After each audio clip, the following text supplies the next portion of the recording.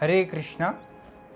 आज का जो टॉपिक है वो है मॉरल वैल्यूज़। इसको स्टार्ट करने से पहले we will chant some prayers. ओम नमो भगवते वासुदेवाय। ओम नमो भगवते वासुदेवाय। ओम नमो भगवते वासुदेवाय। नारायणं नमस्कृत्य नरं चैव नरोत्तमं देवीं सरस्वतीं व्यासं ततो जयमुदीरयेत्। नष्टप्रायेषु अभद्रेषु नित्यं भागवत सेवया भगवती उत्तमश्लोके भक्तिर्भवति नैष्टिकी। Shrimad Bhagavad Gita chapter 2 verse number 3। क्लेब्यं मास्मगम पार्थ नैतत्त्वयि उपपद्यते शूद्रं हृदय दौर्बल्यं त्यक्त्वोत्तिष्ठ परं तपः। Word to word meaning.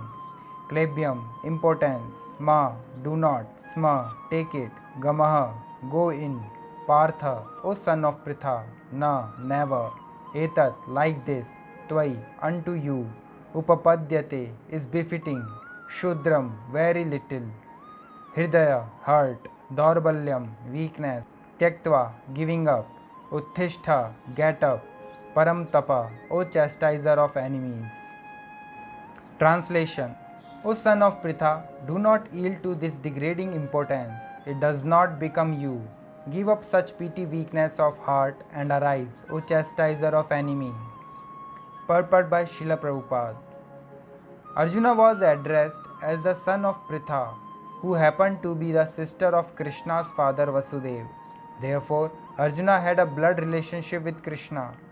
If the son of a Kshatriya declines to fight, he is a Kshatriya in name only. And if the son of Brahmana acts impiously, he is a Brahman in name only. Such Kshatriyas and Brahmanas are unworthy sons of their fathers. Therefore, Krishna did not want Arjuna to become an unworthy son of a Kshatriya. Arjuna was the most intimate friend of Krishna, and Krishna was directly guiding him on the chariot.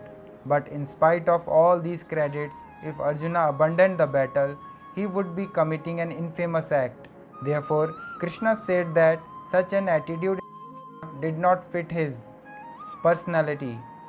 Arjuna might argue that he would give up the battle on the grounds of magnanimous attitude for the most respectable Bhishma and his relatives. But Krishna considered that sort of magnanimity not approved by authority. Therefore, such magnanimity or so-called non-violence should be given up by a person like Arjuna under the direct guidance of Krishna.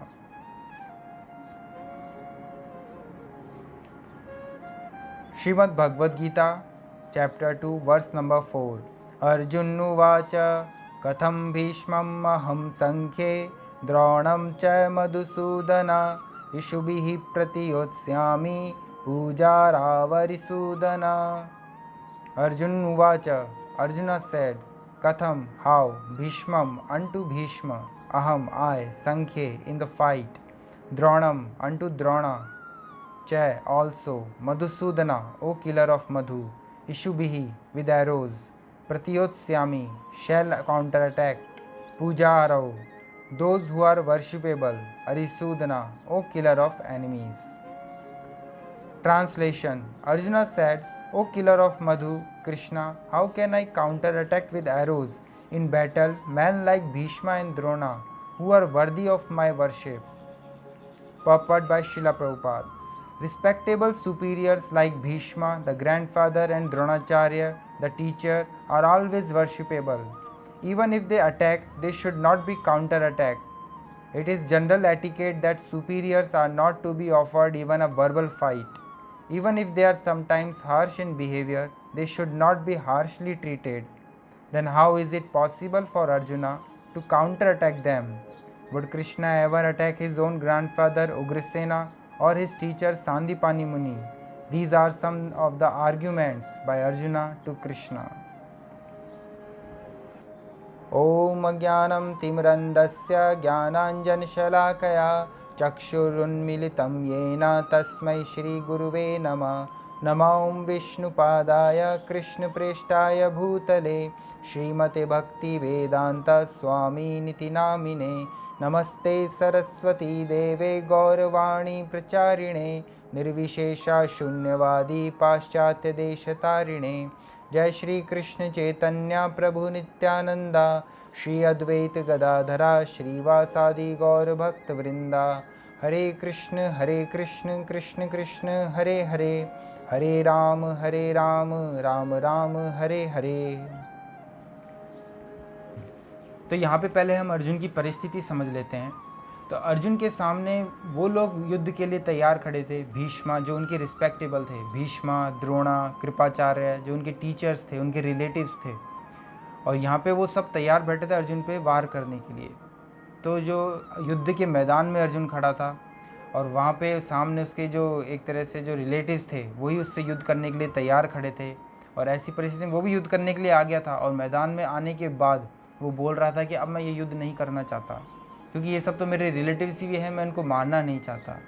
तो यहाँ पे ऐसे युद्ध के मैदान में जहाँ युद्ध करने के लिए सब तत्पर खड़े हैं सामने, वहाँ पे अपने आप के इस धर्म को त्यागना, अपने क्षत्रिय धर्म को त्यागना, युद्ध करने के धर्म को त्यागना, वहाँ पे श्री कृष्ण बोल रहे हैं ऐसी दया एकमात्र एक हृदय की दुर्बलता है, वीकनेस ऑफ हार्ट है। कैसे? जैसे दया तो अच्छी होनी चाहिए, दया की भावना तो सब एक तरह से प्रोत्साहन की बात होनी चाहिए, किसी को दया की भावना है किसी के अंदर नहीं। दया की भावना किस परिस्थिति में आप दया दिखा रहे हैं? जैसे एग्जाम्पल लीजिए, जैसे कोई सोल्जर है, वो बॉर्डर लाइन पे युद्ध के लिए जा रहा है और वहाँ पे शत्रु आक्रमण कर रहे हैं और वो वहाँ पे दया दिखाए दूसरे को कि हमें उसको नहीं मारना चाहिए। नहीं, वो आपको युद्ध करने आया, यू हैव टू फाइट, आपको युद्ध करना ही पड़ेगा, ये आपका धर्म है, सोल्जर होने के नाते आपका धर्म है। तो पहले के ज़माने में जो क्षत्रिय होते थे वो सोल्जर स्पिरिट रखते थे आज के ज़माने की, और जब आप युद्ध के मैदान में हो तो वहाँ ऐसी दया दिखाना वो मात्र हृदय की दुर्बलता है और कुछ नहीं है। तो ऐसी दया को यहाँ पे श्री कृष्ण नकार रहे हैं, ऐसी दया को अपनाने के लिए अर्जुन को मना कर रहे हैं, क्योंकि अर्जुन क्षत्रिय था जो श्री कृष्ण से रिलेटिव था। श्री कृष्ण की जो बुआ के पुत्र थे अर्जुन, कुंती देवी के, तो ऐसे में श्री कृष्ण के ब्लड रिलेशन में थे वो। और पहले तो क्या था कि जो जेनेटिकली जो हमारा जो वर्णाश्रम सिस्टम था उसमें जो विवाह भी होते थे वो जेनेटिकली इस तरीके से सीक्वेंस होते थे कि जो क्षत्रिय का क्षत्रिय से ही विवाह होता था या फिर वो उससे ही शादी कर सकता था पहले के जमाने में।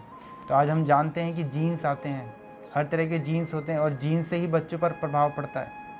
तो पहले जो सिस्टम बनाया था हमारे ब्राह्मण ने, हमारे समाज ने, जो श्री कृष्ण से ही चलता रहा है, भगवान के द्वारा बनाए हुए सिस्टम से ही चलता आ रहा है। तो पहले कुंडलियाँ देखी जाती थी, गोत्र देखे जाते थे, किस कुल से हैं वो देखा जाता था, किस वर्ण से है वो देखा जाता था, फिर उनका विवाह को प्रस्ताव किया जाता था, प्रस्ताव भेजा जाता था, और विवाह ब्राह्मणों की प्रेजेंस में हुआ जाता था। तो ऐसे में जो जेनेटिकल कॉम्बिनेशन होते थे, तो ऐसे जेनेटिक कॉम्बिनेशन से जो पुत्र पैदा होते थे, जो पॉपुलेशन पैदा होती थी, वो वास्तव में आर्य कहलाती थी बाय बर्थ। जैसे मान लीजिए आप देख लीजिए, आप किसी भी सिटी पैलेस में चले जाएंगे, थोड़े से काल पहले ही देख लीजिए आप, जैसे महाराणा प्रताप हुए, राणा सांगा हुए, कितने शूरवीर थे। वो डीएनए अब समाप्त हो चुका है, वो डीएनए काल चक्र के प्रभाव से, या फिर देखिए प्रभु का जो कलयुग को आना था उसके प्रभाव से, कलो शूद्र संभवा, कलयुग में सिर्फ शूद्र बचे हैं। तो वो डीएनए पूर्ण रूप से समाप्त हो चुका है क्षत्रियों वाला, जिसमें वो पैदा ही एकदम जैसे अपने शारीरिक बल के साथ पैदा होते थे, शौर्यता के साथ पैदा होते थे। फिर उनको जो गुरु की देख रेख में मार्गदर्शन के रूप में निखार पैदा किया जाता था, निखारा जाता था। तो ये जो डीएनए का जो लॉस है वो समय काल चक्र के समय में हुआ है। तो पहले जो विवाह होते थे तो वो पूरे रीति रिवाज के अनुसार पूरी कुंडली देख के, उनका जो गोत्र देख के, किस वर्ण से हैं वो देख के फिर विवाह किया जाता था। ऐसा नहीं किसी को भी चूज़ कर लिया और विवाह कर लिया। क्षत्रिय से ही विवाह किया जाता था जहाँ तक हो सके, या फिर वो अपने से स्त्री को ले सकता था। स्त्री जो है निम्न वर्ण की हो सकती थी, लेकिन उच्च वर्ण की स्त्री से क्षत्रिय नहीं कर सकता। उच्च वर्ण कौन सा? ब्राह्मण, उससे नहीं कर सकता। ब्राह्मण अपने ब्राह्मण की वर्ण से भी विवाह कर सकता था और निम्न वर्ण से भी विवाह कर सकता था। तो ऐसे में जो जेनेटिकल कॉम्बिनेशन होता था उससे जो पॉपुलेशन होती थी वो वास्तव में आर्य पैदा होती थी, जो एक तरह से ससेप्टिबल होती थी, मतलब ऐसे पात्र होते थे जिनको आध्यात्मिक उन्नति की तरफ आसानी से बढ़ाया जा सकता था। तो यहाँ पे श्री कृष्ण बोल रहे हैं कि वो वर्ण से पैदा होने से भी, वर्ण से गुण, और श्री कृष्ण भगवद गीता में बोलते हैं कि चातुर्वर्ण्यम मया श्रेष्ठम गुण कर्म विभागशः। आपके अंदर वो गुण भी होने चाहिए। गुण कहाँ से आते हैं? डीएनए से आते हैं, जेनेटिकल कॉम्बिनेशन से आते हैं। तो अर्जुन जो था वो एक क्षत्रिय फैमिली में पैदा हुआ था, इसलिए अंदर उसके गुण तो थे ही सारे क्षत्रिय के, गुण कर्म, और उसको द्रोणाचार्य के देख रेख में सारे वो चीज़ें सिखाई भी गई थी, उसको निखारा गया था, उसके सारे गुणों के अनुसार उसके कर्म भी उसको सिखाए गए थे। तो गुण कर्म विभागश, ऐसा नहीं आप पैदा हो गए तो आप क्षत्रिय हो गए, गुण सिर्फ गुण लेके ही पैदा हो गए और आपने वो कर्म नहीं किए तो आप क्षत्रिय नहीं कहलाएंगे। यहाँ पे श्री कृष्ण बोलते हैं कि ऐसे लोग जो होते हैं वो द्विजबंधु कहलाते हैं। द्विजबंधु मतलब उस फैमिली में पैदा तो हो गए लेकिन वो कर्म नहीं किया।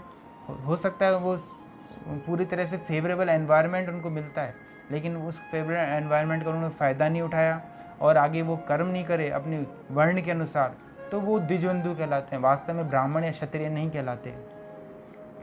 तो कलयुग के अंदर हम देख रहे हैं जितने भी ब्राह्मण क्षत्रिय मात्र जन्म के हिसाब से हैं कि जो भी जिस फैमिली में जन्म होता है वो वही कहलाता है। राजपूत में पैदा हो गए तो राजपूत और ब्राह्मण में पैदा हो गए तो ब्राह्मण। लेकिन हमारे जो सनातन संस्कृति है वो इसको नकारती है। अगर आपके अंदर वो गुण और वो कर्म नहीं है तो आप उस ना तो आप ब्राह्मण कहलाने के लायक हैं ना आप क्षत्रिय कहलाने के लायक हैं। और वास्तव में देखा जाए तो क्षत्रिय जो थे, रियल जो क्षत्रिय थे, वो लगभग डिस्टिंक्ट ख़त्म हो चुके हैं इस समाज से। जो आप देखिए महाराणा प्रताप को 90 किलो का तो भाला लेके वो युद्ध करते थे, इतने शौरवीर थे। उनकी आप जैसे किसी भी चले जाएँ सिटी पैलेस में, उनकी ड्रेसेस आप देखिए कितने लंबे चौड़े थे वो। तो ऐसे में जो इतने जो शूरवीर ताकतवर, जिनका जो शरीर शारीरिक बल रूप से इतने शक्तिशाली थे, तो वो डीएनए एक तरह से लुप्त हो गया है या फिर कहीं पे छुपा हुआ है। लेकिन हाँ, समय के प्रभाव के कारण आज के समय में वैसे नहीं मिल पाते लंबे चौड़े लोग, लंबे जिनमें क्षत्रिय स्पिरिट हो, युद्ध करने के लिए तत्पर हो, धर्मपरायणता हो, वो सारी चीज़ें नहीं मिलती हैं। तो ये चीज़ें मिलती थी पहले किस कारण से? इसी कारण से कि वो ब्राह्मण जो होते थे वो कुंडली चेक करते थे, वर्ण चेक करते थे, गोत्र चेक करते थे, फिर विवाह की अनुमति देते थे और विवाह भी सब ब्राह्मणों की प्रेजेंस में होता था। तो इसलिए यहाँ पे जो श्री कृष्ण है वो बोल रहे हैं अर्जुन को कि तुम क्षत्रिय हो और क्षत्रियों को ऐसी दुर्बलता शोभा नहीं देती। क्षत्रियों को अगर यही दया किसी ब्राह्मण के भाग में आती, मतलब कोई ब्राह्मण होता अर्जुन की जगह पे, तो उसको शोभा देती, लेकिन अर्जुन क्षत्रिय था। जैसे एग्जाम्पल लीजिए, कोई संत है और संत में अगर आप देखिए वो तलवार लेके लड़ाई भूट कर रहा है तो उसको शोभा नहीं देता। संत के स्वभाव में ही आना चाहिए दया भावना, त्याग भावना। ये संत को शोभायमान चीज़ें हैं। अगर संत किसी जगह जा रहा है, उसको युद्ध हो सकता है, जैसे उसको युद्ध करने का मौका भी मिले तो भी वो एक तरह से दया की भावना करके या अहिंसा को अपना के उसको त्याग सकता है। ये संत पे लक्षण आते हैं, संत के लक्षण हैं, ब्राह्मण के लक्षण हैं। खुद को शुद्ध रखना, इन सब चीज़ों से दूर रखना, तो ये ब्राह्मणिकल कल्चर है, ब्राह्मण के लक्षण है। तो ये ब्राह्मण के लक्षण हैं। क्षत्रिय में अगर युद्ध के मैदान के अंदर ऐसी दया वो दिखाए तो वो शोभायमान नहीं है। तो इसलिए यहाँ पे श्री कृष्ण बोल रहे तुम तो क्षत्रिय हो, तुम्हें ये दया दिखाने की आवश्यकता नहीं है। युद्ध के मैदान के अंदर सब युद्ध करने के लिए तैयार खड़े हैं, तुम पे वार करने के लिए तैयार खड़े हैं और तुम यहाँ दया दिखा रहे हो। तो श्री कृष्ण ने इसलिए इस दया को हृदय की दुर्बलता कही। दुर्बलता इसलिए क्योंकि अर्जुन जो है वो मोह के कारण अपने धर्म से विचलित हो रहा था, और ये मोह जो कि अपने रिलेटिव्स के मोह के कारण धर्म से विचलित होना वास्तव में निंदनीय है। और इसलिए श्री कृष्ण ने अपने अर्जुन को मार्गदर्शन करा। मोह उत्पन्न होता है तभी जब हम अपने आप को शरीर मानते हैं और शरीर से उत्पन्न होने वाले जितने भी रिलेशंस हैं उनको हम अपना समझ बैठते हैं। वास्तव में जब हम समझेंगे, इसलिए भगवद गीता का जो आप देखेंगे आगे की भगवद गीता में आत्मा, शरीर, आत्मा कौन है, शरीर कौन है, उनमें दोनों में डिफरेंस क्या है, वो सारी चीज़ें फिर श्री कृष्ण अर्जुन को समझाते हैं। तो इसलिए यहाँ पे जो ये दया है इसको कृष्णा नकारते हैं। ये जो यहाँ पे जो वायलेंस है उसको कृष्णा की अनुमति दी गई है। और वायलेंस इसका मतलब ये नहीं है कि हमें हर किसी को मारना है। वो अर्जुन क्षत्रिय था, जैसे गवर्नमेंट होती है, गवर्नमेंट हर किसी को मारने की अनुमति नहीं देती है, लेकिन सोल्जर्स को बंदूकें भी सप्लाई करती हैं, बॉम्ब्स भी सप्लाई करती हैं शत्रुओं को मारने के लिए। तो वो चीज़ें ऑथराइज्ड हैं, गवर्नमेंट ने ऑथराइज उनको कर रखा है। पुलिस को बंदूक देती है, ऑथराइज देती है कि दे कैन डू वायलेंस, वो सैंक्शन है गवर्नमेंट के द्वारा। ऐसे ही यहाँ पे युद्ध जो है वहाँ पे वायलेंस सैंक्शन था श्री कृष्ण के द्वारा। जो धर्मम तो साक्षात भगवत प्रणीतम, धर्म बनाए भगवान के द्वारा गए। तो युद्ध के मैदान में ऐसी दया दिखाना वास्तव में हृदय की दौर्बल्यता है, मोह के कारण उत्पन्न जो हृदय की दुर्बलता है, जिसको श्री कृष्ण नकारते हैं। अब अर्जुन श्री कृष्ण को जवाब दे रहे हैं, कथम भीष्मम अहम संख्ये द्रोणम च मधुसूदना इशुभिः प्रत्योत्सामी पूजा राव अरिसूदना। तो यहाँ पे जो अर्जुन है वो श्री कृष्ण को मधुसूदन कहकर पुकार रहे हैं, अरिसूदन कहकर पुकार रहे हैं। जैसे मैंने आपको पहले वाले जो अपने लेक्चर है उसमें बताया था कि श्री कृष्ण ने मधु और कैटव नामक दानव को मारा था, जिन्होंने ब्रह्मा जी से विद्या छीन ली थी, चुरा ली थी। तो विद्या को चुराने वालों को कृष्णा मार रहे हैं, इसलिए उनको मधुसूदन बोला जा रहा है। अरिसूदन बोला जा रहा है क्योंकि श्री कृष्णा ने अपने दुश्मनों को, एनिमीज़ जो होते हैं उनको मारा था, तो अपने एनिमीज़ को मार रहे हैं, इसलिए उनको अरिसूदन बोला जाता है। तो यहाँ पर अर्जुन ऐसा कहना चाह रहे हैं कि आप तो मधुसूदन हैं, कि जिन्होंने विद्या चुराई थी आपने उनकी एक तरह से संहार किया था, लेकिन यहाँ तो मुझे विद्या देने वाले खड़े हैं, मैं उनका कैसे संहार करूँगा? मुझे तो सारा ज्ञान ही द्रोणाचार्य भीष्मदेव से मिला है। अरिसूदना, आप तो दुश्मनों को मार रहे थे, यहाँ तो मेरे रिस्पेक्टेबल, मेरे जो दादाजी के समान हैं, पितामह जो हैं भीष्म, वो खड़े हैं, उनको मैं कैसे मारूंगा? तो अर्जुन एक तरह से इनडायरेक्टली कहना चाहते हैं कि यदि आपके सामने सांदीपनि मुनि या फिर उग्रसेन होते, आपके रिस्पेक्टेबल और आपको ज्ञान देने वाले, तो क्या आप उनका हत्या कर पाते, उनका संहार कर पाते? तो यहाँ पे एक तरह से अर्जुन बहुत ही चातुरीपूर्वक कृष्णा से पूछ रहा है सारी चीज़ें। तो यहाँ पे प्रभुपाद जी पर्पस में बता रहे हैं कि टीचर्स का हमेशा आदर करना चाहिए। टीचर्स मतलब जिनसे ज्ञान हम लेते हैं, विशेषकर आध्यात्मिक राह में। सांसारिक राह में तो क्या होता है कि शिष्य जाता है, वो पे करता है, पैसा देता है, तो गुरुदेव अपना ज्ञान देंगे उसको, और पैसा नहीं देगा तो गुरुदेव लाद देंगे उसको। तो भाई आज के ज़माने में ना तो गुरु ऐसे रहे हैं, ना शिष्य ऐसे रहे। तो यहाँ प्रभुपाद जी एक और चीज़ बता रहे हैं कि जो रिस्पेक्टेबल लोग जो होते हैं, या फिर जैसे आपके गुरु हुए या आपके जो रिलेटिव्स हुए, जो आपसे बुज़ुर्ग हैं, वो हमेशा से आदर के योग्य होते हैं। और कभी कभार वो हमें हार्श बोल भी दें किसी कारणवश, तो हमें तब भी उनसे वर्बली भी फाइट नहीं करनी चाहिए, वर्बल फाइट भी नहीं करनी चाहिए। सुपीरियर, ये जनरल एटिकेट्स हैं जो अर्जुन में थे। तो ये जनरल एटिकेट्स पहले सब में मौजूद होते थे। तो लेकिन ये जो चीज़ है आज के ज़माने में बहुत मुश्किल है, क्योंकि आज के ज़माने में ना तो टीचर्स वैसे हैं, ना शिष्य वैसे हैं। टीचर्स को जब तक पैसे नहीं मिले या फिर कुछ ना कुछ उनका जो खुद का स्वार्थ सिद्ध नहीं हो, तब तक वो अपने बच्चे जो शिष्य होते हैं उनको पूर्ण ज्ञान नहीं देते। और वो जानते हैं कि बड़ा हो गया ये मेरा ही कॉम्पिटिटर बन जाएगा, तो भी वो पूरा ज्ञान नहीं देते वो। तो आजकल के ज़माने में ना तो गुरु ऐसे हैं, ना शिष्य ऐसे हैं। तो सांसारिक जीवन के अंदर हो सकता है कि हम अपना ज्ञान किसी तरह से अर्जित कर लें, फिर गुरु को उसका मतलब श्रेय भी ना दें, लेकिन आध्यात्मिक राह में ऐसा बिल्कुल नहीं है। आध्यात्मिक राह में आपने जिससे विद्या ली है, जिससे आध्यात्मिक ज्ञान लिया है, जिससे आध्यात्म में आपने शक्ति पाई है, यदि आप उसको एक तरह से ओवरलैप करते हैं या फिर उसको उंघालते हैं, तो आपका सारा आध्यात्मिक आप विनष्ट हो जाता है। हो सकता है कि आप में जैसे बोलने के लिए या वैसे ऊपरी तौर पे सारा ज्ञान मौजूद हो, लेकिन वास्तव में उसका जिस कारण से आध्यात्मिक ज्ञान दिया गया था, उस लक्ष्य तक आप नहीं पहुंच सकते कभी भी आध्यात्मिक राह के अंदर। तो आध्यात्मिक राह में ये बहुत आवश्यक है कि जिस गुरु ने आपको गोविंद की राह बताई है, गोविंद के बारे में बताया है, उनका पूर्ण सम्मान करें, उनके प्रति कृतज्ञ रहें, उनकी सेवा करें। क्योंकि अगर आपने गुरु के आदेशों की कहीं पे भी उल्लंघना करी है, तो आपकी जो हो सकता है संपूर्ण ज्ञान रहे आपके सामने, वो तो कोई भी पढ़ के पा सकता है। आज के ज़माने में बुक्स मौजूद हैं, लेकिन अगर आपने गुरु के प्रति आपकी एक तरह से कृतज्ञता नहीं है, गुरु के प्रति आदर नहीं है, उनके प्रति स्नेह नहीं है, तो आपका वो सारा ज्ञान एक तरह से मात्र ऊपरी तौर पे से रहेगा, वो आपके हृदय में प्रवेश नहीं कर सकता। और वो ज्ञान जिस कारण से गुरुदेव दे रहे हैं, वो उस कारण तक, उस लक्ष्य तक हम कभी भी नहीं पहुंच सकते।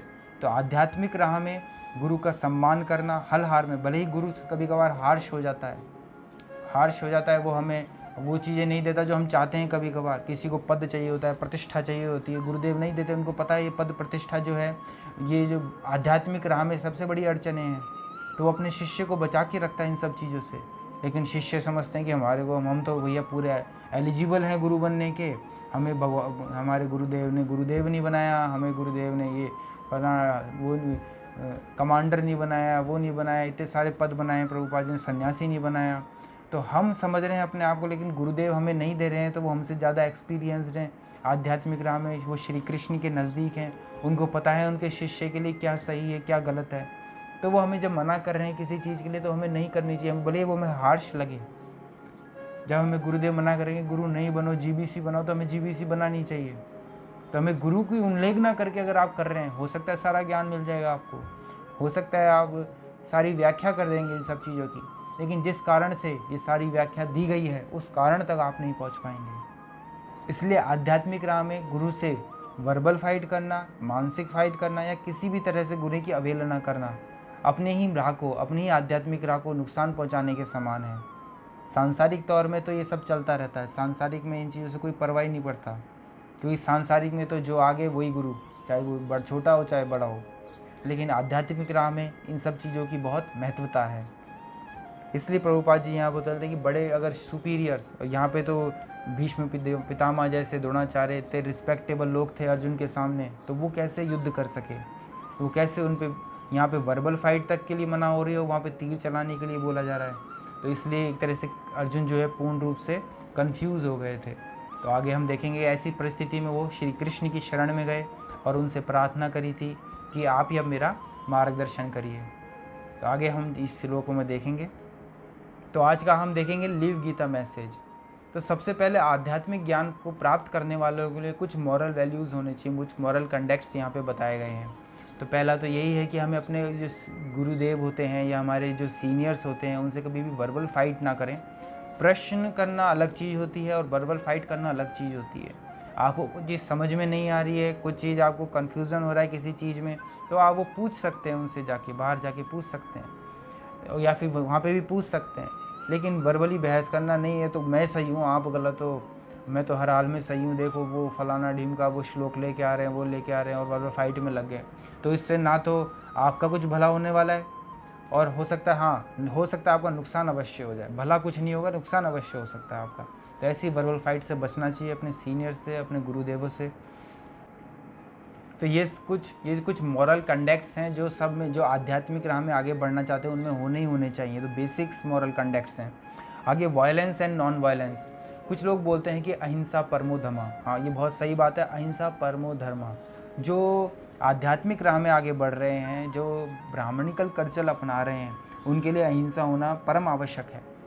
अहिंसा के बिना आप ब्राह्मण कहलाने के लायक ही नहीं कहलाएंगे। तो जो ब्राह्मण हैं, जो आध्यात्मिक राह में आगे बढ़ रहे हैं, जो संत की बनने की राह में आगे बढ़ रहे हैं, जो एब्सोल्यूट ट्रुथ को पाने के लिए, परम सत्य को पाने की तलाश में आगे बढ़ रहे हैं, उनको अहिंसा अपनानी ही पड़ेगी। लेकिन ये अहिंसा सोल्जर्स पे या पुलिस पे या क्षत्रिय पे शोभा नहीं देती, क्योंकि क्षत्रिय मतलब जो अपने को क्षति से बचाए, वही क्षत्रिय है। तो जो अपनी क्षति से बचाने के लिए जो दुष्ट लोग होते हैं उनके लिए वायलेंस करना ही पड़ता है हर हाल में। लेकिन ये वायलेंस ब्राह्मण नहीं करते, ये वायलेंस करते हैं जिनको ऑथराइज़ किया जाता है, जो क्षत्रिय समाज में होते हैं। तो पहले के ज़माने में जो सिस्टम था, वर्णाश्रम सिस्टम, बहुत प्रैक्टिकल और सिस्टमेटिक था। जिसकी जो ड्यूटीज़ होती थी उसके हिसाब से उसको विभाजित किया गया था। जैसे मान लीजिए ब्राह्मण जो थे, उनका जो ड्यूटीज़ थी पठन पाठन यजन याजन दान प्रतिग्रह, पढ़ते थे, पढ़ाते थे, शास्त्रों का ज्ञान लेते थे, दूसरों को शास्त्रों का ज्ञान देते थे, यज्ञ करते थे। यज्ञ करने का मतलब है खुद को शुद्ध रखना, आंतरिक रूप से, बाहरी रूप से, दोनों रूप से। तो लोग आजकल छुआछूत का और पहले बताते कि छुआछूत करते थे कि हमें छुआ नहीं। तो आज कोविड ने सबको बता दिया हमारी क्या छुआछूत थी। हम जो ब्राह्मण जो थे इवन खुद भी अशुद्ध हो जाते थे, तो जो गर्भगृह है, जो अर्च विग्रह है, उनकी पूजा नहीं करते थे, पहले स्नान लेते थे, खुद शुद्ध होते थे, फिर शुद्ध के पास जाते थे, क्योंकि भगवान परम शुद्ध हैं। तो अगर आप अशुद्ध होकर भगवान के पास जाएंगे, वो खुद के लिए अशोभनीय है। अगर मैं अशुद्ध हूँ तो मैं खुद ट्राई करूँगा, मैं प्रभु से दूर रहूँ, बाहर से प्रार्थना कर लूँगा, मैं क्यों अंदर जाऊँ फालतू में। इसलिए अगर मुझे जाना ही अंदर ही जाना है तो पहले मुझे शुद्ध होना पड़ेगा, स्नान लूँगा, मानसिक रूप से चैंटिंग करूँगा, जपा करूँगा, फिर जाऊँगा अंदर जाके उनसे मिलूँगा। तो ये चीज़ अपने को समझने वाली बात होगी। पहले छुआछूत जो पहले था, हाँ समय के अनुसार, कालांतरण के अनुसार उसने वो रूप धारण कर लिया था। कुछ लोग ऐसे लोग ब्राह्मण जो मैंने बताया द्विजबंधु, ब्राह्मण नहीं थे, वो द्विजबंधु थे। ब्राह्मण कुल में तो पैदा हुए थे, लेकिन उनमें जो कल्चर था, उनमें जो गुण और जो कर्म थे वो ब्राह्मण के नहीं थे। ब्राह्मण का मतलब ही ये होता है जिसमें सहनशीलता हो, शुद्धता हो, शुचिता हो। तो ये छुआछूत जो पहला था वो कालांतरण के अनुसार 2500 साल से थोड़ा सा हमारी तरफ जब चलें तो उसमें फैला था। 2500 साल पहले से हम देखेंगे सनातन संस्कृति जब थी तब छुआछूत नहीं होता, तब लोग भी ऐसे होते थे, अगर उनको लगता है कि वो किसी तरह से अशुद्ध हैं तो वो ब्राह्मण को टच नहीं करते थे, ताकि ब्राह्मण शुद्ध रह सके, वो अपने अर्च विग्रह कर अर्च जा सके और अर्च विग्रह की पूजा कर सके, अपना यज्ञ कर सके, अपनी तपस्या कर सके। क्योंकि अगर वो करता है तो उनके तप और यज्ञ से पूरे समाज में खुशहाली और एक तरह से शांति फैलती है। लेकिन आज के ज़माने में ऐसा नहीं है। आज के ज़माने में जो छुआछूत है वो तो इवन जो हमारे देखा जाए तो ब्राह्मण से बढ़कर तो आज के जो नीचे ज़माने वो ज़्यादा स्ट्रॉन्ग है आज के ज़माने के अंदर। आप उनको कुछ नहीं बोल सकते, ना तो ब्राह्मण ऐसे हैं और ना तो वैसे तो बोला गया कि कलो शूद्र संभव, कलयुग में सभी शूद्र हैं, नाम के ब्राह्मण क्षत्रिय वैसा राजपूत हैं सब शूद्र हैं वास्तव में देखा जाए तो। क्योंकि मात्र पैदा होने से कोई ब्राह्मण क्षत्रिय नहीं बनता, आपके अंदर गुण भी वैसे होने चाहिए, कर्म भी वैसे होने चाहिए। तो पहले की जो छुआछूत थी वो मैं बता रहा हूँ, अनटचेबिलिटी जो थी। आज आप कोविड में देख रहे हैं कितने वायरस कितने बैक्टीरियाज होते हैं, इवन टच भी कर लेता है भारत को। जैसे मान ली कोई शौच करके आ रहा है, वो ब्राह्मण को टच भी कर लेता, तो ब्राह्मण दोबारा से जाके स्नान लेता था उस समय भगवान की पूजा विधि में जाने से पहले। तो पहले अनटचेबिलिटी जो हमारी थी वो एकदम साइंटिफिक थी। पहले 2500 साल पहले की बातें कर रहा हूँ, उसमें बिल्कुल साइंटिफिक वे में बनाया गया था। और हमारा जो वर्णाश्रम सिस्टम था वो भी साइंटिफिक था। तो जो ब्राह्मण क्षत्रिय वैश्य शूद्र थे वो सब ड्यूटीज़ के अनुसार विभाजित थे। तो ब्राह्मण का काम था पठन पाठन यजन याजन दान प्रतिज्ञा, वो दान लेता था और जितना उसके लिए इस्तेमाल होता बचता था एक्स्ट्रा वो संजो के नहीं रख सकता, तो वो दूसरों में बचे हुए में दान कर देता था, दूसरे जो नीडी पर्सन होते थे। तो ऐसे में करके हम जब देखेंगे कि क्षत्रिय जो होते थे उनका काम क्या था, वो शौर्यता वीरता रखते थे अपने पास और हमेशा धर्म को बचाने के लिए युद्ध करने के लिए तत्पर रहते थे, जो वास्तविक धार्मिक क्षत्रिय होते थे। रामायण में हमें देखने को मिलता है कि जब ऋषि मुनियों के वहाँ पे जब राक्षसों ने उत्पात मचाया था तो वो चाहते तो उनको श्राप दे के वहीं पे भस्म करते थे, इतनी ताकत वो लोग रखते थे। लेकिन उन्होंने वो नहीं किया, वो श्री राम के पास आए जो क्षत्रिय थे और उनसे प्रार्थना करी कि अब आप जाइए और वहाँ पे उन सब राक्षसों का वध करिए, क्योंकि क्षत्रिय जब वो वध करेगा तो उसको वो पाप नहीं लगेगा। लेकिन अगर ब्राह्मण अपने तप का इस्तेमाल वायलेंस करने में इस्तेमाल करता है, हिंसा करने में करता है, तो उसका तप विनष्ट हो जाएगा। उसका तप विनष्ट होगा, एक ब्राह्मण का तप विनष्ट होगा तो इससे पूरे समाज की हानि होती है, समाज को नुकसान होता है। तो इसलिए आज हम जितने भी कंडीशन देख रहे हैं, जितनी भी कैओटिक कंडीशन पूरे विश्व में हो रही है वो इसी कारण से हो रही है क्योंकि आज के ज़माने में ना तो शुद्ध ब्राह्मण ना शुद्ध क्षत्रिय मौजूद हैं। कलो शूद्र संभव, सभी शूद्र हैं। तो इसलिए हमें इन चीज़ों को समझने की कोशिश करनी चाहिए कि जो वर्णाश्रम सिस्टम जो सनातन संस्कृति का था वो एकदम साइंटिफिक और प्रैक्टिकल था। सबको अपनी अपनी ड्यूटीज़ विभाजित थी, कोई किसी दूसरे की ड्यूटी नहीं करता था। भगवद गीता में भी श्री कृष्ण बोलते हैं कि आप अपनी ड्यूटीज़ को इम्परफेक्टली भले ही करें तो भी आपको पाप का भागी नहीं माने जाएंगे, भले ही दूसरे की ड्यूटीज़ को परफेक्टली करने के। तो कोई भी दूसरे की ड्यूटीज़ में इंटरफेयर नहीं करता था पहले के ज़माने में। तो यहाँ पे हम देखेंगे कि हिंसा भी शोभनीय है और अहिंसा भी शोभनीय है। हिंसा भी अशोभनीय है और अहिंसा भी अशोभनीय है। तो हिंसा शोभनीय तब तक है जब तक वो क्षत्रिय के द्वारा धर्म की रक्षा के लिए अपनाई जाए, और हिंसा अशोभनीय तब हो जाती है जब वो किसी भी व्यक्ति के द्वारा, अधर्मी व्यक्ति के द्वारा धर्म को हानि पहुंचाने के लिए की जाती है। और अहिंसा शोभनीय तब है जब वो ब्राह्मणों के पास हो, किसी संत के पास हो, हर हाल में उसने अहिंसा को अपनाए रखा है, तो उसके लिए वो शोभनीय है। वही अहिंसा अगर कोई क्षत्रिय या कोई सोल्जर या कोई पुलिस वाला करेगा तो उसके लिए वो अशोभनीय है, मात्र उसकी हृदय की दुर्बलता कही जाएगी भगवद गीता के अनुसार। तो आज का लाइव गीता मैसेज यही है कि हमें सदैव अपने से बड़ों का, खासकर आध्यात्मिक राह में से हमसे जो जुड़े हुए हैं उनका आदर करना चाहिए, उनसे वर्बल फाइट भी नहीं करनी चाहिए और प्रश्न अवश्य करने चाहिए। वर्बल फाइट और प्रश्न करने में ज़मीन आसमान का फ़र्क है। वर्बल फाइट मतलब होता है कि अपने आप को उनसे बड़ा दिखाने के लिए युद्ध करना, उनसे बहस करना, वो गलत है। उससे अपना कोई फ़ायदा नहीं होने वाला, बल्कि उसमें नुकसान होने के चांसेस पूर्ण रहते हैं। तो इसलिए हमें उनसे वर्बल फाइट भी नहीं करनी चाहिए। अपनी भक्ति करिए और आगे बढ़ते चले जाइए। दूसरा है यहाँ पे कि वायलेंस और नॉन वायलेंस। यहाँ पे जैसे बताया है कि नॉन वायलेंस और वायलेंस दोनों की अपनी अपनी जगह अहमियत है। नॉन वायलेंस अगर संतों के पास है तो वो शोभनीय है, और नॉन वायलेंस अगर क्षत्रियों के पास चली जाती है तो वह अशोभनीय है। क्षत्रियों को सदैव धर्म के लिए, दूसरों की रक्षा के लिए वायलेंस करना ही पड़ता है और वो उनके लिए शोभनीय है। दूसरा है यहाँ पे वर्णाश्रम सिस्टम। तो जिसकी जैसी जो ड्यूटीज़ होती है हमें वही करनी चाहिए, दूसरे की ड्यूटीज़ में इंटरफेयर नहीं करना चाहिए। जो पहले तो था सिस्टमेटिक था कि सब जो ब्राह्मण हैं वो ब्राह्मण पहले ब्राह्मण होते भी थे गुण और कर्मों के अनुसार, क्योंकि जो डीएनए था, जो उसका जो सर्कुलेशन था वो एकदम सही और सटीक रूप में जाता था। लेकिन अब जो है सब कलौ शूद्र संभवा, कुछ अता पता नहीं है कौन क्षत्रिय है, कौन वैश्य है, कौन ब्राह्मण है, कौन शूद्र है। तो बाय बर्थ जन्म से जन्म से तो सभी शूद्र हैं कलयुग के अंदर विशेषता। तो इसलिए हमें कोशिश करनी चाहिए कि ये वर्णाश्रम जो सिस्टम है वो दोबारा से पुनः स्थापित हो सके किसी न किसी तरह। वैसे इसको किसी तरह ख़त्म नहीं किया जा सकता। आज भी आप देखेंगे इंटेलिजेंट क्लासमैन भी है, सोल्जर्स भी हैं, बिजनेसमैन भी हैं और अपने ये फोर्थ क्लासमैन भी हैं। तो वर्णाश्रम सिस्टम तो ये मतलब एकदम सोसाइटी का पार्ट है, इसको आप ख़त्म कर ही नहीं सकते किसी भी। नाम अलग है वर्णाश्रम सिस्टम, लेकिन आज भी वो मौजूद है। लेकिन हाँ, उसका जो रूप है, प्रारूप है, वो बदल गया है, उसको बदला नहीं जा सकता वर्णाश्रम सिस्टम को। हमें इंटेलिजेंट क्लास पर्सन की भी आवश्यकता पड़ेगी, हमें फोर्थ क्लास की भी आवश्यकता पड़ेगी, हमें हमेशा सोल्जर्स या जो क्षत्रिय स्पिरिट रखने वाले हैं उनकी भी आवश्यकता पड़ेगी, और हमें बिजनेस माइंडेड पर्सन की भी आवश्यकता पड़ेगी। तो इस समाज की जो पूरी जो स्ट्रक्चर है वो इन चारों से चलता है। कोई अगर ये बोले कि बिजनेस माइंडेड वाला बड़ा है, कोई बोले कि ब्राह्मण ये इंटेलिजेंट क्लास बड़े हैं, कोई बोले कि हम तो पुलिस वाले बंदूक रखते हैं सबसे बड़े हम ही हो गए। तो आजकल तो यही युद्ध चल रहा है कि हम बड़े हम बड़े हम बड़े। तो ये गलत है। सब अपने अपने स्थान पे रहें, सब अपनी अपनी ड्यूटीज़ करते रहें, तो पूरे समाज में सुख और समृद्धि स्वतः पनप जाएगी। अलग से प्रयास करने की आवश्यकता नहीं पड़ेगी। और ये तभी मौजूद होगा जब हम आध्यात्मिक ज्ञान को भी प्राप्त करें। क्योंकि पहले के ज़माने में सबके पास आध्यात्मिक नॉलेज होती थी, चाहे वो कोई भी हो, चाहे वो शूद्र हो, चाहे वो ब्राह्मण हो। आध्यात्मिक नॉलेज सबके पास थी। आध्यात्मिक नॉलेज में कोई भेदभाव नहीं था। अगर आप आध्यात्मिक राह में उन्नति करना चाहते हैं तो भले ही आप शूद्र हो, चाहे आप वैश्य हो, चाहे आप क्षत्रिय हो, तो आप ब्राह्मण तक अपना सकते हैं। लेकिन आपको ब्राह्मण की वो गुण और वो कर्म अपनाने पड़ेंगे, तब आप ब्राह्मण बन जाएंगे।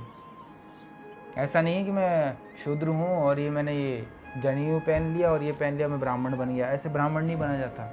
आपको उसके वो गुण अपनाने पड़ेंगे, आपको उनके ऐसे कर्म भी करने पड़ेंगे, तब जाके हम ब्राह्मण भी बन सकते हैं।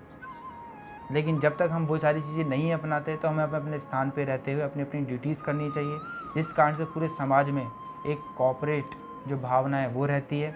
और सब अपनी अपनी ड्यूटीज़ जब करते हैं तो पूरे समाज की उन्नति होती है, देश की उन्नति होती है, विश्व की उन्नति होती है।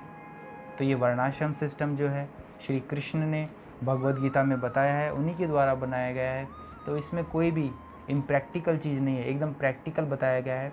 हाँ, इसको समझने का तरीका जो है वो हमें ढंग से समझना चाहिए, क्योंकि हम इसको भारी रूप से देख सकते हैं। क्योंकि आज के ज़माने, आज जो हमारी परिस्थितियाँ हैं हम उससे कंपेयर करते हैं। क्योंकि आज जो ब्राह्मण क्षत्रिय वैश्य शूद्र हैं वो तो सभी शूद्र हैं, कलौ शूद्र संभवा। नाम के ब्राह्मण हैं, नाम के क्षत्रिय, नाम के वैश्य हैं, उनमें गुण कर्म नहीं है। अगर किसी में गुण और कर्म है तो वो वास्तव में क्षत्रिय है, किसी में गुण कर्म है ब्राह्मण के तो वास्तव में ब्राह्मण है। लेकिन आजकल तो ब्राह्मण में पैदा हुए तो वो ब्राह्मण, क्षत्रिय राव वो राजपूत, ऐसा पहले नहीं होता था, वो अब होता है। इसलिए हमें वर्णाश्रम सिस्टम की इम्पोर्टेंस को समझना चाहिए। वो आज भी मौजूद है, उसको नकार नहीं सकते, क्योंकि भगवान ने बनाया है, परमेश्वर ने बनाया, चातुर्वर्ण्यम मया सृष्टम। तो भगवान की बनाई हुई चीज़ों को हम नकार नहीं सकते किसी भी हाल में। हम भले ही उससे अबोध रहें, उससे अज्ञानी रहें, कहीं ना कहीं हम उसको फॉलो करते ही करते हैं, जो आज भी फॉलो हम कर ही रहे हैं। इसी के साथ आज का लिव गीता मैसेज यहीं समाप्त होता है। हरे कृष्ण।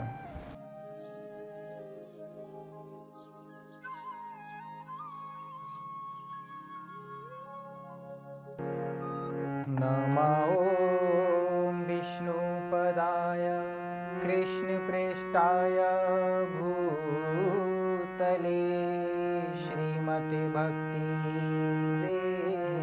वेदांत स्वामीति नामिने। नमस्ते सरस्वती देवे गौरवाणी प्रचारिणे निर्विशेषा शून्यवादी पाश्चात्य देशतारिणे।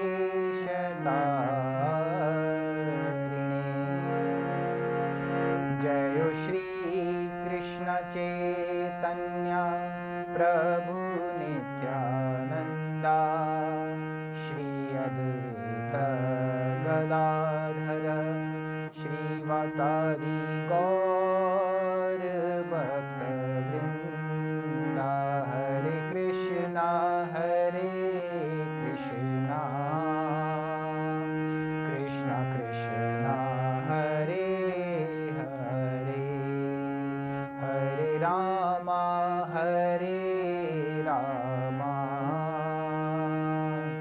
राम राम हरे हरे। तो आज का जो भजन है नरोत्तम दास ठाकुर द्वारा लिखा गया है, बहुत ही सुंदर भजन है। राधा कृष्ण प्राण मोरा जुगल किशोर।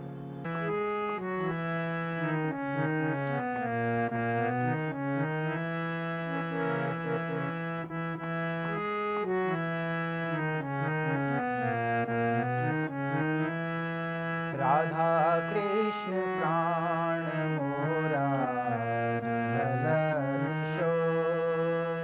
राधा कृष्ण प्राण मोरा जुगल किशोर। जीवने मरणे गति अर नाही मोर। जीवने मरणे हर नाही मोर। राधा कृष्ण प्राण मोरा जुगल किशोर।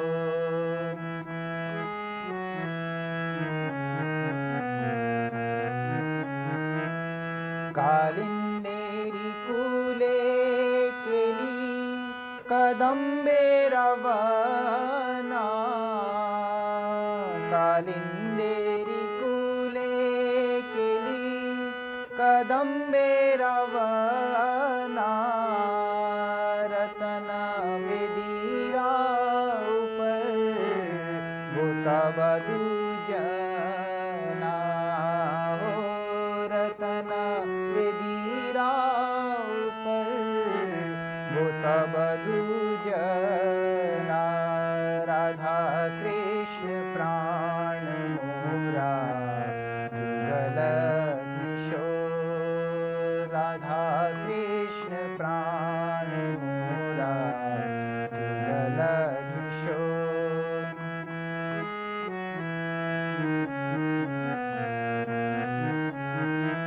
श्यामा गौरी अंगे दिवो चंदने रगंदा।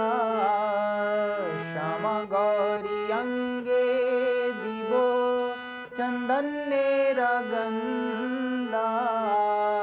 चावर डुलावो कवे हरि मुख चंद्रा हो।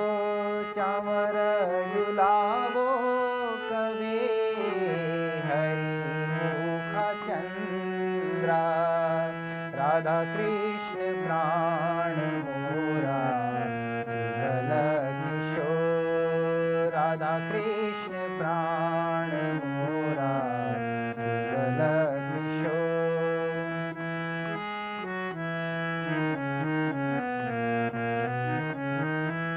गतिया माला तिरमाला दिवो दोहरा गले। गतिया माला तिरमाला दिवो दोहरा गले। अधर तुलिया दिवो कर्पूर तांबूले हो।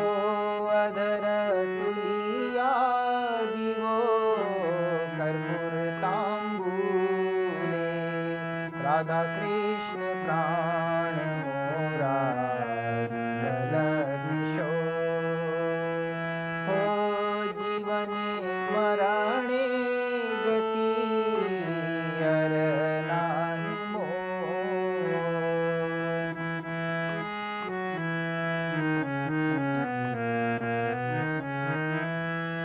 ललिता विशाखा आदि जत सखी वृंदा।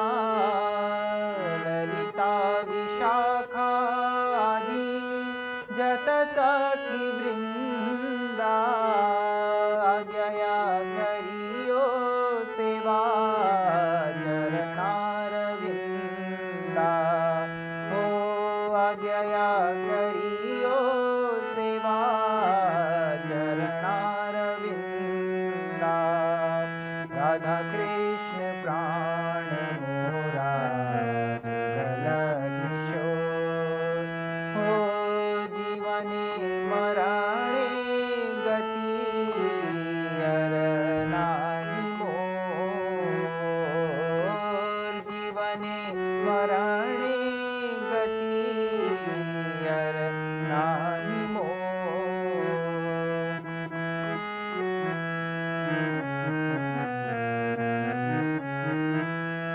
श्री कृष्ण चैतन्य प्रभु दासेरनुदासा श्री कृष्ण चैतन्य प्रभु दासेरनुदासा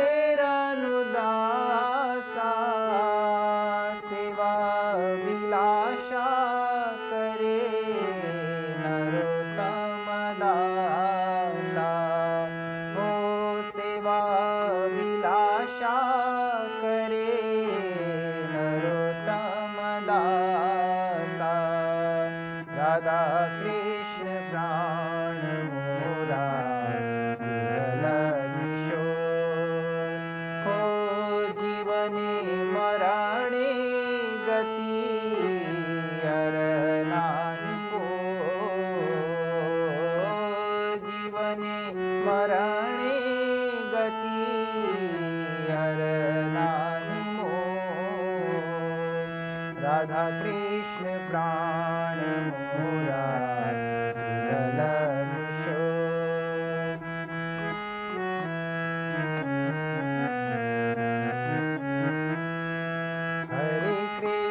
हरे Krishna Krishna Krishna Hare Hare Hare Ram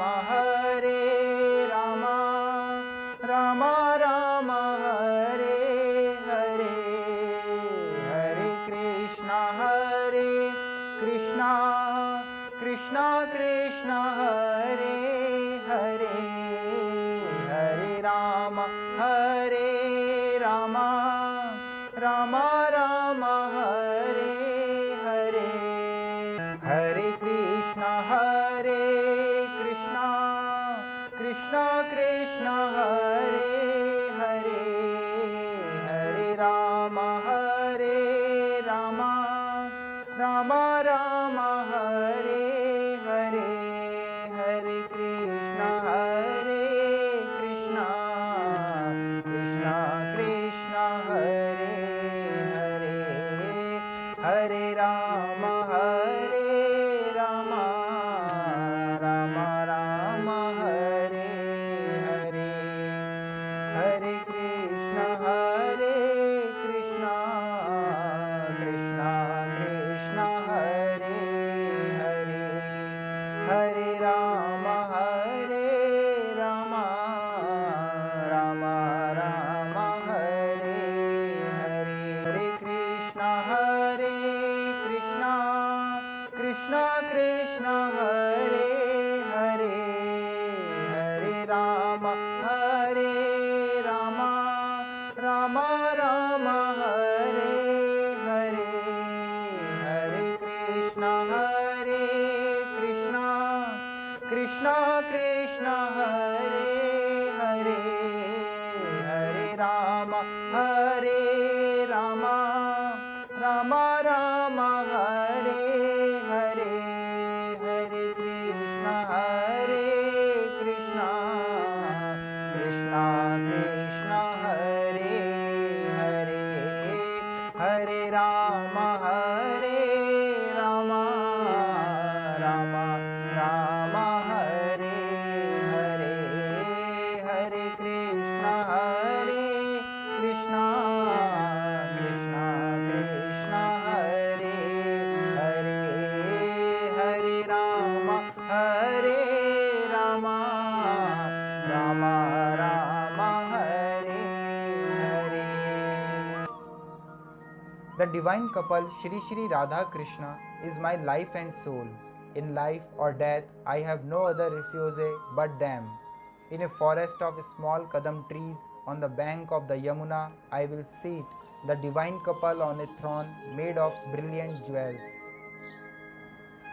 I will anoint their dark and fair forms with sandalwood paste scented with chuya, and I will fan them with a chamar whisk. Oh, when will I behold their moon-like faces?